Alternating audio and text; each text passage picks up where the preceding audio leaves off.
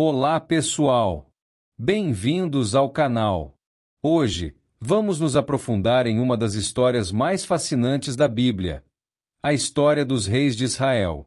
São histórias cheias de momentos de grandeza, desobediência e, principalmente, lições que ecoam até os dias de hoje. Desde o momento em que o povo de Israel pediu um rei, uma sequência de eventos que envolve desde a monarquia unificada até a separação em dois reinos, nos ensina sobre as escolhas que fazemos, as consequências de nossas ações e a fidelidade a Deus. Então, se você já tem alguma familiaridade com a história dos reis de Israel ou se está chegando agora, fique com a gente até o final e veja como Deus lidou com os reis de uma nação escolhida, mas que sempre esteve em constante luta com a sua própria fidelidade. A Bíblia nos apresenta a história de Israel não apenas como uma narrativa de conquistas e vitórias, mas como um reflexo do caráter humano e das escolhas feitas diante da soberania de Deus. Quando falamos dos reis de Israel, estamos falando de homens que governaram, mas também de histórias de falhas e arrependimento. Estes reis, em sua maioria, enfrentaram dilemas morais, políticos e espirituais, sendo desafiados a manter aliança com o Deus de Israel enquanto lideravam uma nação que, muitas vezes, oscilava entre a fidelidade e a idolatria. Ao longo deste vídeo, vamos acompanhar essas histórias, com seus altos e baixos, e entender como o povo de Israel aprendeu com seus próprios erros. A história do reino de Israel começa com a insatisfação do povo. Até então, Israel era governado por juízes, homens e mulheres levantados por Deus para guiar o povo. Porém, ao verem as outras nações ao redor, que possuíam reis, Israel pediu por um monarca. O povo, ansioso por estabilidade e liderança, queria alguém para liderá-los nas batalhas e para governar com autoridade. Este pedido foi recebido com resistência, principalmente pelo profeta Samuel, mas Deus, em sua soberania, permitiu que o povo tivesse o que desejava. Samuel então unge Saul, um homem de estatura impressionante, como primeiro rei de Israel. Mas a história de Saul é marcada por escolhas impensadas e um governo que rapidamente caiu em declínio, o que serve como um alerta sobre as consequências de agir sem buscar a orientação de Deus. A ascensão de Saul foi inicialmente promissora. Quando chamado por Deus, ele conseguiu vitórias militares importantes e, por um tempo, parecia ser o rei ideal. Saul unificou as tribos de Israel e estabeleceu uma base de poder sólida contra seus inimigos, como os filisteus. No entanto, logo sua liderança começou a ser desafiada pelas suas próprias escolhas. Sua primeira grande falha aconteceu quando ele foi instruído a destruir completamente os amalequitas, mas, ao invés disso, poupou o rei Agag e os melhores animais, desobedecendo a ordem direta de Deus. Quando o profeta Samuel o confrontou, Saul tentou justificar sua desobediência, alegando que havia poupado melhor para oferecer sacrifícios a Deus. A resposta de Samuel foi direta e severa: obedecer é melhor do que sacrificar. A partir daquele momento, a relação de Saul com Deus ficou comprometida, e a sua autoridade começou a ser questionada. A rejeição de Saul por Deus foi um ponto crítico na história de Israel. Deus decidiu que Saul não permaneceria como rei, e o profeta Samuel, em profunda tristeza, ungiria outro rei para substituir Saul. Esse novo rei seria Davi, um jovem pastor de Belém, escolhido por Deus não pelas suas qualidades externas, mas pelo seu coração. A transição entre Saul e Davi não foi tranquila. Saul, consumido pelo ciúme e pela inveja, tentou matar Davi várias vezes, temendo que o jovem fosse um rival para o seu trono. A história de Saul é um exemplo claro de como a desobediência a Deus e a falta de humildade podem levar ao declínio, e serve como um lembrete de que o reinado de Deus não pode ser manipulado pela vontade humana. Davi, o segundo rei de Israel, é um dos personagens mais complexos e admirados da Bíblia. Jovem e desprezado por seus irmãos, ele foi escolhido por Deus para ser o rei, não pela sua aparência, mas pelo seu coração puro e sua disposição em confiar em Deus, mesmo nas situações mais adversas. A famosa história de Davi e Golias é um exemplo perfeito de sua fé inabalável. Quando o gigante filisteu Golias desafiou o exército de Israel, Davi, ainda um simples pastor, aceitou o desafio e, com apenas uma funda e uma pedra, derrotou o temido guerreiro. Esse ato de coragem e fé não só o tornou um herói popular entre os israelitas, mas também marcou o início de uma jornada que o levaria ao trono. Quando Davi se tornou rei, ele iniciou um reinado que unificou as tribos de Israel, algo que Saul não conseguiu fazer completamente. Davi não apenas liderou com sabedoria, mas também estabeleceu Jerusalém como a capital política e espiritual de Israel, um local que se tornaria central na história do povo de Deus. O rei Davi também teve um grande desejo de construir um templo para Deus, um lugar permanente de adoração, substituindo o tabernáculo. Embora Deus tenha lhe dito que ele não seria o responsável por essa obra, o desejo de Davi de honrar a Deus com um templo permanece um dos aspectos mais nobres de seu reinado. Além disso, Davi demonstrou grande habilidade política ao lidar com os inimigos de Israel, expandindo o território do reino e trazendo estabilidade à região. No entanto, a vida de Davi não foi isenta de falhas. O episódio mais dramático de sua vida e reinado foi seu pecado com Batseba, esposa de Urias, um de seus soldados. Davi, ao ver Batseba tomando banho, se envolveu com ela e, após ela engravidar, mandou matar Urias para esconder o pecado. Esse ato de adultério e assassinato trouxe sérias consequências para Davi e sua família. O profeta Natã confrontou Davi, levando-o a um profundo arrependimento. Apesar de sua falha grave, Davi se arrependeu sinceramente e Deus o perdoou, mas as consequências do pecado continuaram a afetar sua casa, incluindo a morte do filho que nasceu dessa relação. A história de Davi nos ensina sobre as falhas humanas, mas também sobre a importância do arrependimento genuíno e da misericórdia de Deus. Além das suas falhas pessoais, Davi também foi o autor de muitos salmos, que expressam uma profunda relação com Deus, cheia de gratidão, arrependimento e confiança.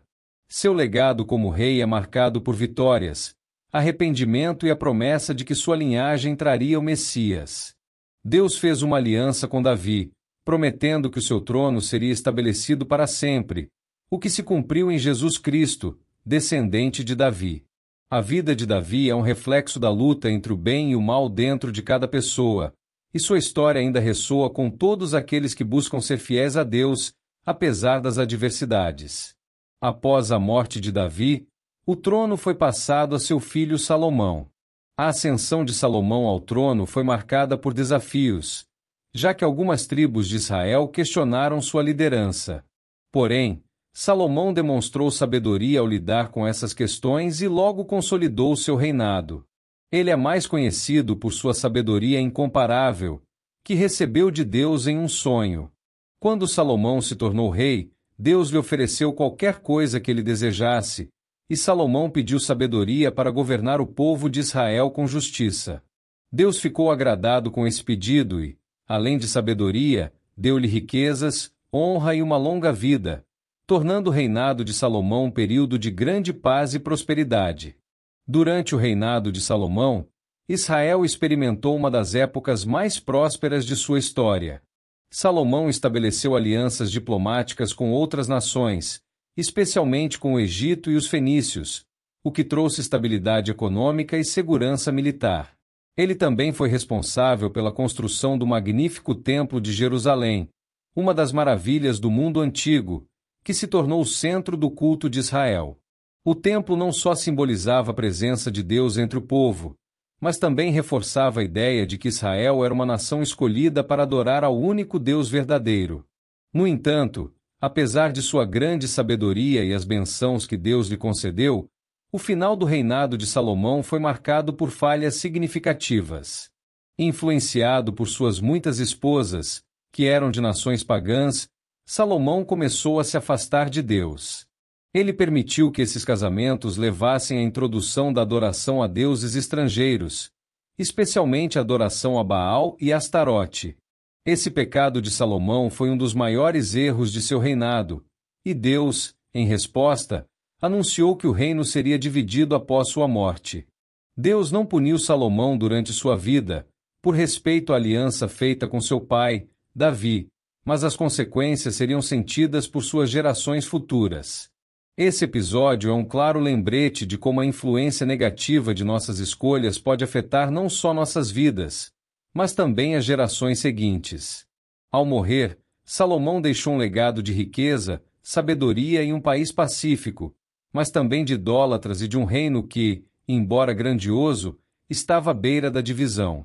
As consequências das escolhas de Salomão começaram a se manifestar logo após a sua morte, quando seu filho, Roboão, subiu ao trono.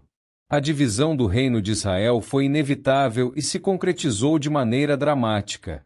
A nação foi dividida em dois reinos, o reino do norte, chamado Israel, e o reino do sul, chamado Judá, sendo que a tribo de Judá permaneceu leal à casa de Davi.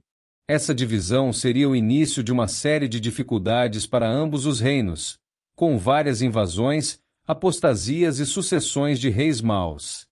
O primeiro grande evento após a morte de Salomão foi a revolta das 10 tribos do norte contra Roboão, filho de Salomão.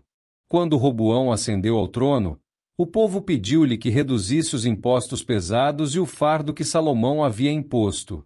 Roboão, ao invés de escutar os sábios conselhos dos anciãos, optou por ouvir seus amigos jovens, que sugeriram que ele aumentasse ainda mais os impostos.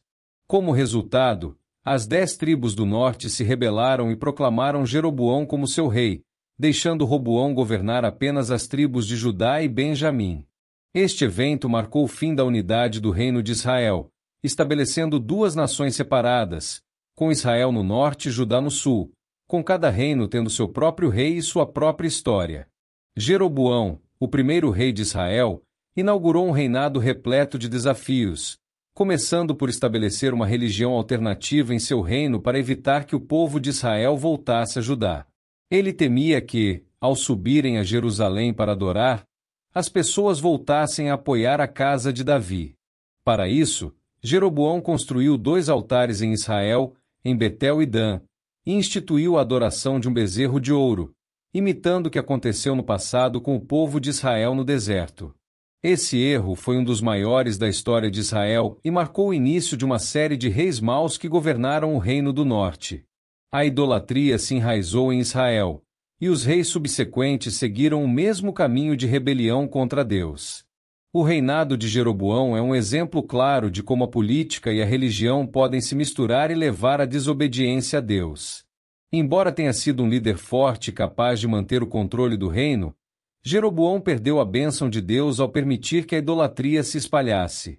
Como resultado, Israel passou a viver uma era de conflitos internos e de declínio espiritual. Este foi apenas o começo de um ciclo de desobediência, divisão e destruição que marcaria a história do Reino do Norte. A sucessão de reis no Reino de Israel foi marcada por muitos governantes maus. O mais notório foi Acabe, que governou Israel por muitos anos. Acabe casou-se com Jezabel, uma princesa fenícia, e juntos introduziram a adoração de Baal, o deus pagão, no reino. Jezabel, uma mulher de grande influência, perseguiu os profetas de Deus e tentou destruir a fé israelita, levando o povo à idolatria. O reinado de Acabe é um dos mais sombrios na história de Israel, e a Bíblia o descreve como um dos reis mais perversos, cujas ações despertaram a ira de Deus. Ele e sua esposa Jezabel se tornaram símbolos da oposição à verdade e à fidelidade a Deus.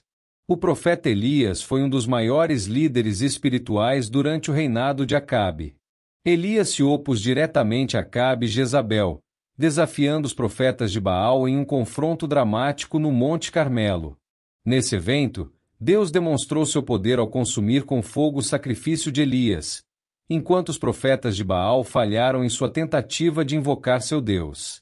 Esse episódio foi uma grande vitória para a fé israelita e um alerta para os reis e o povo de Israel sobre os perigos da idolatria. No entanto, apesar de milagres tão evidentes, o coração de Acabe não se voltou para Deus, e sua morte violenta, com a destruição de sua casa, foi uma consequência direta de sua rebelião. Após a morte de Acabe, Israel continuou sendo governado por uma sucessão de reis idólatras e corruptos. Jeú, um comandante militar, foi ungido como rei e, com grande violência, destruiu a casa de Acabe, exterminando seus descendentes. Jeú também destruiu os altares de Baal e tentou purificar Israel da idolatria, mas, mesmo assim, não seguiu fielmente os caminhos de Deus. O ciclo de desobediência continuou, e a nação de Israel se aproximava cada vez mais da sua queda. Enquanto o reino de Israel no norte enfrentava um ciclo de reis maus e decadência espiritual, o reino de Judá no sul teve uma história mais complexa. Judá teve alguns reis fiéis a Deus, mas também muitos que seguiram os passos de Israel, praticando a idolatria e desobedecendo às leis de Deus. Entre os bons reis de Judá, Asa se destacou como um líder que buscou a purificação do reino, destruindo altares pagãos e buscando a ajuda de Deus contra os inimigos. O reinado de Asa foi um período de reforma religiosa, e ele foi fiel a Deus, buscando fazer o que era certo aos olhos do Senhor. Josafá, sucessor de Asa, também foi um rei que buscou a fidelidade a Deus, mas com algumas falhas. Ele fez alianças com Israel, o que não foi aprovado por Deus. No entanto, ele manteve o reino de Judá focado na adoração a Deus e procurou restaurar a confiança do povo nas promessas divinas. Durante seu reinado, Josafá procurou educar o povo nas leis de Deus e enviou levitas para ensinar a palavra de Deus em todo o reino. Sua decisão de se aliar a Israel, no entanto, trouxe-lhe sérias dificuldades e ensina-nos que até mesmo os reis mais fiéis podem cometer erros, especialmente quando tomam decisões sem buscar a vontade de Deus. Um dos maiores reis de Judá foi Ezequias, que se destacou por sua confiança em Deus e por seu esforço em erradicar a idolatria em Judá. Quando o Império Assírio, comandado pelo rei Senaqueribe, ameaçou destruir Jerusalém, Ezequias buscou a ajuda de Deus. Em uma oração fervorosa, Ezequias clamou por livramento, e Deus respondeu, enviando um anjo que destruiu o exército assírio. Ezequias, portanto, é lembrado como um rei que, nos momentos de crise, confiou em Deus de todo o coração, demonstrando a importância da fé e da oração. Após o reinado de Ezequias, o trono de Judá foi ocupado por Manassés, que se tornou o rei mais idólatra e perverso da história de Judá. Manassés iniciou seu reinado ainda jovem e, ao contrário de seu pai Ezequias, ele permitiu que a idolatria se espalhasse por todo o reino, chegando a sacrificar seu próprio filho no fogo, um ritual pagão abominável. Manassés também construiu altares a deuses estrangeiros dentro do templo de Deus em Jerusalém. Seu reinado foi marcado por grande maldade, e a Bíblia diz que ele levou Judá a cometer mais maldade do que as nações que Deus havia destruído antes de Israel entrar na terra prometida.